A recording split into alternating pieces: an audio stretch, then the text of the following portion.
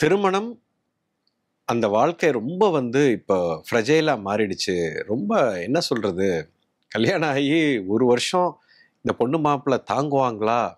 இது பிரிஞ்சிருவாங்களாங்கிற பயம் திருமணம் செய்தவர்களுக்கும் இருக்குது, பண்ண போறவங்களுக்கும் இருக்குது, பெத்தவங்களுக்கும் இருக்குது. இது ரொம்ப ரொம்ப ஒரு என்ன சொல்றது? ரொம்ப ஒரு ஃப்ரெஜைலா மாறிடுச்சு. பயத்தை கொடுக்குது. இதனால நெறைய பேரு திருமணம் செய்து கொள்வதற்கே பயப்படுறாங்க.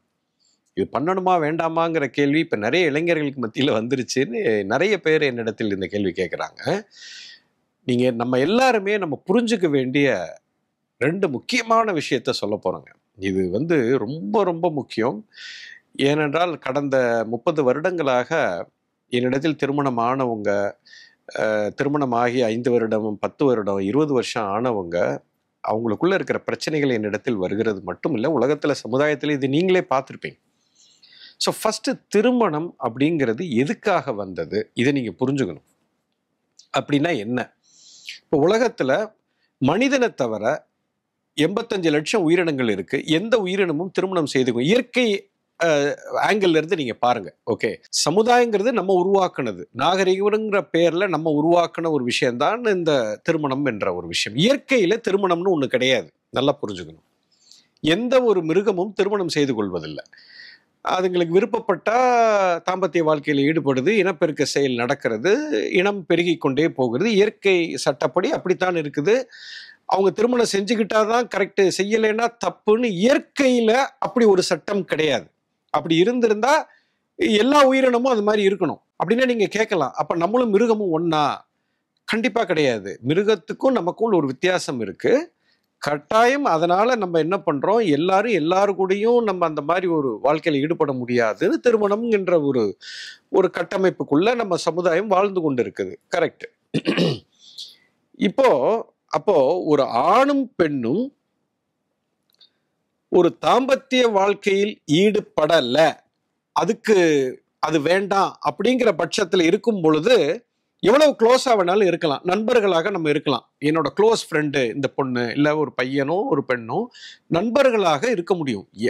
ஒரு கணவன் மனைவி செய்யக்கூடிய, என்னை டெய்லி இவர் என்னை அவர் தான் பார்த்துக்கிறாரு, எனக்கு சம்பாரிச்சு கொடுக்குறாரு, என்னைய ஆஃபீஸில் கொண்டு ட்ராப் பண்ணுறாரு, பிக்கப் பண்ணுறாரு, எனக்கு சமைச்சு போடுறாரு, என்னை நல்லா இது எல்லாமே ஒரு ஆண் ஒரு பெண்ணுக்கு செய்ய முடியும். ஒரு நண்பராக இருந்து, உயிருக்கு உயிர் நண்பர்களாக இருந்து கூட இது எல்லாத்தையும் செய்யலாம்.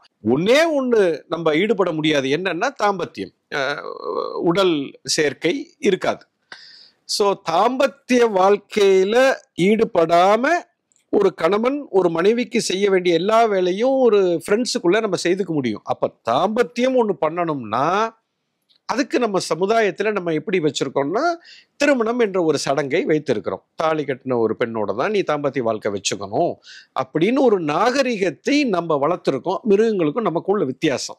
மிருகங்கள் அதையும் பண்ணிக்குதுங்க, அவ்வளவுதான் வித்தியாசம். ரைட். இப்ப நான் தாம்பத்திய வாழ்க்கை வச்சுக்கிறதுக்கு எனக்கு ஒரு லைசன்ஸ் கிடைச்சிருக்கு, அதுதான் திருமணம் அப்படின்னு வச்சுக்கலாம். இதுல இன்னொரு பெரிய பிரச்சனை உள்ளுக்குள்ள என்ன வந்துருச்சுன்னா, திருமணம் செய்து கொண்டால் இப்போ நான் தாம்பத்தியம் வச்சுக்கிறதுக்கு எனக்கு லைசன்ஸ், அப்ப நீ கட்டாயம் என் கூட பிசிக்கலா இருக்கணும் அப்படிங்கிற ஒரு ரூல் அங்க எழுதப்படாத சட்டமாக ஒரு ஆணுக்குள்ளேயும், குறிப்பா ஆணுக்குள்ளேயும் பெண்ணுக்குள்ளேயும் இருக்குது. அப்ப நான் திருமணம் செய்துகிட்டா நீ என் கூட தாம்பத்திய வாழ்க்கையில் ஈடுபட்டே ஆகணும் அப்படிங்கிற ஒரு கட்டாயம் தாங்க அங்க ஒரு பெரிய பிரச்சனையாக வெடிக்கிறது. அதாவது நல்லா புரிஞ்சுக்குங்க, திருமணம் செய்து கொண்டால் தாம்பத்திய வாழ்க்கை வைத்து கொள்ளலாம். அதை யாரும் சமுதாயத்துல தப்பா சொல்ல மாட்டாங்க. திருமணம் செய்யாமல் அப்படி ஒரு ஈடுபடும் பொழுது அதை தவறாக பேசுவதற்கு ஒரு வாய்ப்பு இருக்கிறது. ஆனால் அதே நேரத்தில் திருமணம் செய்து கொண்டு நான் கல்யாணம் பண்ணிட்டேன், இப்ப நான் எப்ப விருப்பப்படும் போதெல்லாம் நான் உன் கூட நான் உடலுறவில் நான் ஈடுபடலாம்ங்கிற ரைட்டை யாரும் கொடுக்கவில்லை. இந்த ஒரு மிகப்பெரிய விஷயத்தை தான் கணவனும் மனைவியும் புரிந்து கொள்ள வேண்டும். குறிப்பாக ஆண்கள் இதை புரிந்து கொள்ள வேண்டும். ஏனென்றால் இந்த சமுதாயத்துல பெண்ணு ஒரு போகப் பொருளாகத்தான் பார்க்கப்படுகிறாள். பெண்ணை படைத்ததே ஆணுக்கு சேவை செய்வதற்காக, ஆணுக்கு அந்த சுகத்தை கொடுப்பதற்குன்னு ஒரு எழுதப்படாத ஒரு சட்டம் இருக்கிறது. அது ரொம்ப தவறான விஷயம். அதாவது எப்படி திருமணம் ஒரு தாம்பத்திய வாழ்க்கைக்கு ஒரு திறவுகோலாக இருக்கிறதோ, அதற்கு மேலே ஒரு இயற்கை சட்டம் என்று ஒன்று இருக்குது, தனி மனித உரிமையை மீறல் என்பது. நான் என்னுடைய விருப்பம் இல்லாமல் திருமணமே செய்திருந்தாலும் யாருக்கும் என்னுடைய உடல் மீதோ என்னுடைய உயிர் சக்தி மீதோ ஆதிக்கம் செலுத்துவதற்கு ரைட்டே கிடையாது. இதுதான் இயற்கை சட்டம். இயற்கை சட்டம் அப்படித்தான் இருக்கிறது. இப்போ நீங்க நல்லா புரிஞ்சுக்கணும், நான் உன்னிடத்தில் அன்பாக இருக்கிறேன், நமக்கு 2 பேரும் திருமணம் ஆயிட்டோம், நான் உன்னைய லவ் பண்ணிக்கிட்டே இருக்கிறேன், அடுத்த 25 வருஷம் உன்னை லவ் பண்ணுவேன் அப்படின்னு சொல்றதே பெரிய பொய். அன்புங்கிறது மொமெண்ட் டு மொமெண்ட் இருக்கிறது. இந்த நேரத்தில் உன் கூட அன்பா இருப்பேன், அடுத்த நேரத்தில் உன் மேல எனக்கு கோவம் வரும், அடுத்த நேரத்தில் உன்னை கொல்லணும்னு தோணும், அதுக்கு அடுத்த நேரத்தில் உன்னை பார்த்தா பரிதாபமா தோணும், இன்னொரு கணத்துல உன்னை காப்பாற்றணும்னு தோணும், இன்னொரு நேரத்தில் உன் மேல எனக்கு கம்பேஷன் இருக்கும், இரக்கம் இருக்கும், கருணை இருக்கும், வெறுப்பு இருக்கும், பொறாமை இருக்கும், எரிச்சல் இருக்கும். இது உணர்வுங்கிறது மாறி மாறி போகும். அப்போ உன்னிடத்தில் ஒரு 2 பேரு ஒரு ரிலேஷன்ஷிப்ல இருக்காங்க, அது ரிலேஷன்ஷிப்னே சொல்ல முடியாது. ரிலேஷன்ஷிப் இஸ் மொமெண்ட்ரி, கணத்துக்கு கணம் மாறக்கூடியது. அப்ப அடுத்த 25 வருஷம் உன்னை கல்யாணம் பண்ணிட்டேன், சாகுற வரைக்கும் உன் மேல நான் எப்பயுமே அன்பா இருப்பேன்னு சொல்றதும் பொய்யே. அதை செயல்பாட்டுல உணர்வுல உங்களால காமிக்க முடியாது. You understand? ஸோ இதனுடைய அடிப்படையை நீங்க தெளிவாக புரிஞ்சுக்கணும். ஸோ திருமணம் என்பது, திருமணம் செய்து கொண்டால் நீங்கள் தாம்பத்திய வாழ்க்கையில் ஈடுபடலாம், ஆனால் அது கட்டாயம் அல்ல அப்படிங்கிறத புரிஞ்சுக்கணும். ஸோ ஒரு பெண்ணுடைய விருப்பம் இல்லாமல் திருமணமான ஒரு மனைவியை ஒரு கணவன் அணுகும்போது அதை மீறினால் அதை ரேப்புன்னு தான் சொல்லணும். அதுவும் ரேப்பு தான். ஓகே, அதை தொடக்கூடாது. இந்த புரிதல் திருமணம் ஆனவர்களுக்கு இல்லை. இதுதான் அடிப்படையான ஒரு பெரிய நம்ம சமுதாயத்தில் இதை நம்ம திருமணமாகிற அத்தனை பேருக்கும் இதை புரிய வைப்பதில்லை. இதுதான் அடிப்படை பிரச்சனை. ஏன்னா ஒரு ஆபீஸ்ல இருந்து ஒரு கணவர் வீட்டுக்கு வருகிறார், பெண்ணிடத்தில் நான் சந்தோஷமாக இருக்கணும்னு நினைச்சு வர்றாரு. அன்னைக்கு பெண்ணுக்கு விருப்பம் இல்லை அப்படின்னா அதை ஃபோர்ஸ் பண்றது பெரிய தப்பு. இங்கே தான் தவறு நடக்கிறது. இப்போ அந்த பெண்ணை கட்டாயப்படுத்தும் பொழுது அந்த பெண்ணு ஒரு ஸ்ட்ரெஸ்ஸுக்குள்ள ஆளாகிறாங்க. இப்போ அதை போய் வெளியில யார்கிட்டையும் பேச முடியாது, பெத்த தாயிடம் கூட பேச முடியாது. சொன்னால் அவங்க அட்வைஸ் பண்ணுவாங்க, என்னம்மா கல்யாணம் பண்ணியிருக்க, உன் புருஷன் தானம்மா, நீ கூட சந்தோஷமா இருக்க வேண்டியதானே அப்படிங்கிற மாதிரி ஒரு வாக்குவாதத்துக்குள்ள அது போகுது. இது மிகப்பெரிய ஒரு தவறான விஷயம். நிறைய பேர், என்னுடைய நண்பர்கள், எனக்கு கூட கவுன்சிலிங்க்கு வர்றவங்க திருமணமாகி கல்யாணம் ஆயிருக்கும், 1 மாத காலத்துக்கு 2 மாச காலம் 6 மாசம் 1 வருஷம் எல்லாம் தாம்பத்திய உறவே இல்லாமல் இருந்திருக்கிறார். ஏன்னா அந்த புரிதல் வரல. ஏன்னா ஜஸ்ட் பிகாஸ் அம்மா அப்பா பார்த்து கல்யாணம் பண்ணி வச்சுட்டாங்க, இன்னைக்கு தான் உன்னை முதல்ல சந்திக்கிறேன், அவங்க கூட எப்படி ஃப்ரீயா இருக்க முடியும்? மனசுக்குள்ள 1008 கேள்வி இருக்கும், 1008 உள்ளுக்குள்ள ஜட்ஜ்மெண்ட் இருக்கும். டக்குன்னு எல்லாம் அப்படிலாம் இருந்துட முடியாது. ஸோ இதை அந்த ஆணும் புரிந்து கொள்ள வேண்டும். இது ஆணுக்கும் நடக்கலாம், இது பெண்ணுக்கும் நடக்கலாம். இது நான் பெண்ணை மட்டும் குறிப்பாக சொல்லவில்லை, ஆண் பெண் 2 பேருக்குமே இருக்கும். ஸோ இது பரஸ்பரமாக 2 பேரும் மனதளவில் ஒத்து போகணும் ஃபர்ஸ்ட். அதுக்கப்புறம் தான் உடல் சேர்க்கையே நடக்கும். உடலை சேர்ந்து மனம் சேர்வதல்ல. நீங்க வார்த்தையிலே அர்த்தம் இருக்கிறது, திருமணம் என்று தான் சொன்னார்களே தவிர திரு உடல் என்று சொல்லவில்லை.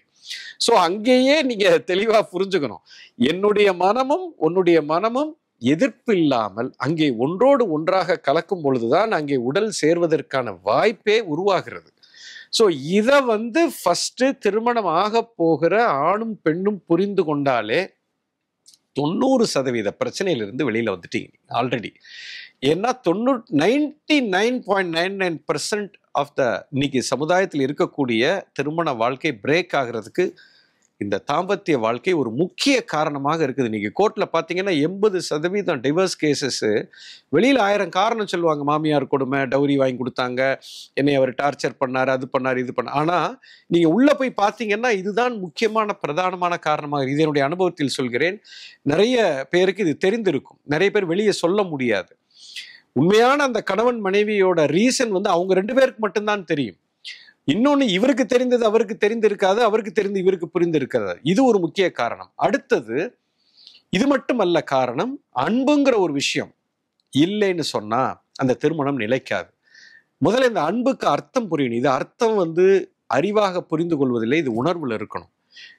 அன்பு அப்படிங்கிறத நிறைய பேர் கல்யாணத்துக்கு கண்டிஷன் போடுறீங்க. இந்த பொண்ணு வேலைக்கு போயிருக்கணும், படிச்சிருக்கணும், வெளிநாட்டில் இருக்கக்கூடாது, என் ஊர்லேயே தான் இருக்கணும், இல்லை வெளிநாட்டு பெண்ணு தான் எனக்கு வேணும், இல்லை பையன் தான் வேணும், மாப்பிள்ளை இப்படி இருக்கணும், இவ்வளோ இருக்கணும். இந்த கண்டிஷன் போட்டாலே அங்கேயே பிரச்சனை ஸ்டார்ட் ஆயிடுச்சுன்னு தான் நான் சொல்லுவேன். கண்டிஷனல் மேரேஜுங்கிறது மேரேஜே கிடையாது. 2 ஈகோ இருக்கு, 2 அகங்காரம் அங்கே ஒன்னா சேரவே முடியாது. எப்போ ஒருத்தன் அகங்காரம் இல்லாமல் இருக்கிறானோ இப்பதான் 2ம் சேர்றதுக்கு வாய்ப்பு இருக்கு. இப்போ அகங்காரம்னு நான் சொல்றது ஐஸ் கட்டி மாதிரி. இப்போ தண்ணி இருக்கு, தண்ணியை நீங்க ஐஸ் கட்டியா மாத்திட்டீங்கன்னா இது 2ம் ஒன்னா சேராது. எப்போ இந்த ஐஸ் கட்டி கரையுதோ இப்போ 2ம் ஒன்னாயிடும். தண்ணி மட்டும்தான் இருக்கும், அங்க கட்டி இருக்காது.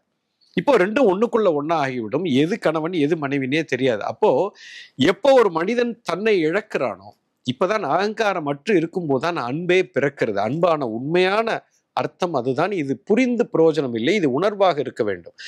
இப்போ ஒரு ஆண் ஒரு பெண்ணை திருமணம் செய்து கொள்ளும் போது அந்த பெண்ணு சந்தோஷமாக இருக்கணும். என்னுடைய நான் சந்தோஷமாக இருக்கிறேன், என் சந்தோஷத்தை நான் இன்னொரு உயிருடன் பகிர்ந்து கொள்வதற்காகத்தான் அங்கே வருகிறீர்கள். எனக்கு சந்தோஷம் ஆகணும்னா இதெல்லாம் கண்டிஷன் நீங்க போட்டீங்கன்னா அந்த கண்டிஷன் கட்டாயம் இன்னொரு உயிருக்கு ஒத்து போகவே போகாது. ஆரம்பமே ஃபெயிலியர். நீங்க பரீட்சை எழுதாமலே ஃபெயிலுங்கிறேன் நான். அந்த இன்னொரு என்னோடு வாழ போகிற அந்த உயிரை நான் எப்படி சந்தோஷமாக வைத்துக் கொள்வது? அப்படி சந்தோஷமாக வைக்கும்போது அப்போ இவர் என்னுடைய சந்தோஷத்துக்காக அவர் இறங்கி வரும்போது அவருடைய சந்தோஷத்துக்கு நான் இறங்கி வருவேங்கிற அந்த உயிர் அப்பொழுதுதான் அது கரைந்து நம்மளிடத்தில் வரும். இதுதான் உண்மையான பரஸ்பர அன்பு. இது இருக்கும் பட்சத்தில் எந்த மாதிரி நீங்க படிச்சிருந்தாலும் சரி, படிக்காத பெண்ணோ ஆணோ இருந்தாலும் சரி, எந்த மாதிரி பிரச்சனை உங்களுக்குள்ள இருந்தாலும் உங்களுடைய திருமணம் பிரியவே பிரியாதுங்க. நீங்க ரொம்ப அற்புதமா வாழ்வீங்க. நான் எப்படி இன்னொரு உயிரை சந்தோஷமாக வைத்துக் கொள்வதற்கு நான் என்ன செய்ய வேண்டும்னு நீங்க பாருங்க. அதே போல பெண்ணு இந்த திருமணம் செய்த இந்த ஆணுக்கு நான் எப்படி சந்தோஷத்தை கொடுக்க முடியும்? அது தாம்பத்திய வாழ்க்கையில மட்டுமில்லை, எல்லா விதத்திலையும். தாம்பத்தியம் என்பது ஒரு பகுதி, அவ்வளவுதான். அது ஒரு சிம்பிள், அது ஒரு சின்ன விஷயம், அவ்வளவுதான். அது ரொம்ப முக்கியமான விஷயம். அதை தாண்டி பல விஷயங்கள் இருக்கிறது. ஸோ நான் எப்படி இன்னொரு உயிரை சந்தோஷமாக வைத்துக் கொள்வதுன்னு எப்போ நினைக்கிறோமோ, எப்போ எனக்குள்ள அந்த இன்டென்ஷன் தெளிவாக இருக்கிறதோ, இதுதான் அன்பு. அதனாலதான் தாய் அன்பை ரொம்ப உயர்வா நம்ம பேசுறோம். ஒரு அம்மா குழந்தைகிட்ட கண்டிஷனே போடாது. எந்த தாயும் என் குழந்தைய இது எனக்கு கொடுத்தாதான் இதை நான் நேசிப்பேன் கிடையவே கிடையாது. அது கொடுக்குது கொடுக்கல, அது நல்ல என் புள்ள என்ன தப்பு வேணாலும் பண்ணியிருக்கட்டும், அந்த தாய் அந்த குழந்தையை விட்டே கொடுக்காது. எப்படியாவது அது செய்த அந்த தவறிலிருந்து அதை காப்பாற்றத்தான் பார்க்குமே தவிர எந்த விதத்திலையும் அதை குறை கூறாது. நீ இப்படி இருந்தாதான் நான் உன்னை பிள்ளையா வச்சுப்பேன், இல்லைன்னா நீ என் பிள்ளையே இல்லைன்னு உன்னை துரத்தி விட்டுருவேன். எந்த தாயாவது உலகத்துல சொல்லுவாங்களா? சொல்லவே மாட்டாங்க. அதுதான் அன்பு என்று சொல்லுவோம். இது தாய் அன்பு, இது புருஷன் பொண்டாட்டி அன்பு, இது அக்கா தங்கச்சி அன்பு, இது அப்பா புள்ள அன்புலாம். அன்புனா ஒரே ஒண்ணுதான்.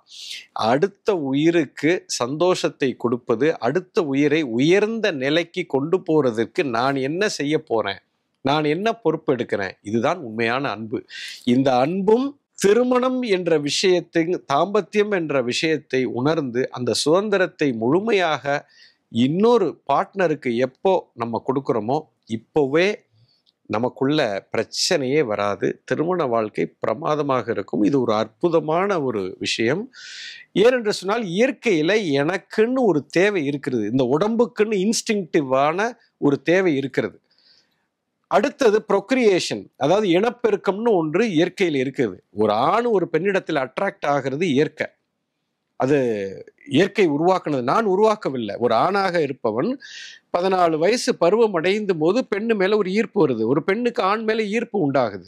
ஸோ அந்த ஈர்ப்பை பூர்த்தி செய்வதற்கு அங்க தாம்பத்தியம் தேவைப்படுகிறது. அதுக்கு திருமணம் என்று ஒன்று தேவைப்படுகிறது. இப்ப எல்லாரும் சேர்ந்து திருமணம் ஆகாமலே இதை பண்றதுக்கு ஒத்துக்கிட்டோம், சமுதாயம் எல்லாம் ஒத்துக்குச்சுன்னா அதுவும் சரிதான், தவறென்று சொல்ல முடியாது. ஆனால் அதில் பல பிரச்சனைகள் வந்ததுனாலதான் இது மாதிரி ஒரு அமைப்பை நம்ம உருவாக்கியிருக்கோம். இதை சரியாக புரிந்து கொண்டு இதுக்கு ஒரு கல்வி முறையை சரியாக நம்ம செய்யும் பொழுதுதான் இது ஒரு ஹெல்த்தியான ஒரு ரிலேஷன்ஷிப்பா இருக்கும்னு என்னுடைய கருத்து. இதை பற்றி பேசுறதுக்கே நம்ம தயங்குறோம். இதை சரியான கல்வி முறையில் யாருக்கும் சொல்லிக் கொடுப்பதில்லை. தாய் தந்தையும் சொல்லிக் கொடுப்பதில்லை. தாய் தந்தையே பார்த்தீங்கன்னா அவங்களுக்குள்ளே 1008 சண்டை இருக்கிறது. அதனால தான் இன்னைக்கு இருக்கக்கூடிய இளைஞர்களுக்கு இதில் ஒரு நம்பிக்கையே போயிட்டு இருக்குது. இதை சரியாக புரிஞ்சுக்கிட்டீங்கன்னா திருமணம் என்பது ஒரு அற்புதமான விஷயம். அதை சரியாக அணுகும்போது கணவன் மனைவிக்குள்ளே எந்த பிரச்சனையும் வராது. இதுதான் இந்த புரிதல் வர வேண்டும். இதுக்குண்டான கல்வியை புரிந்து கொண்டு செயல்பட்டால் சிறப்பு.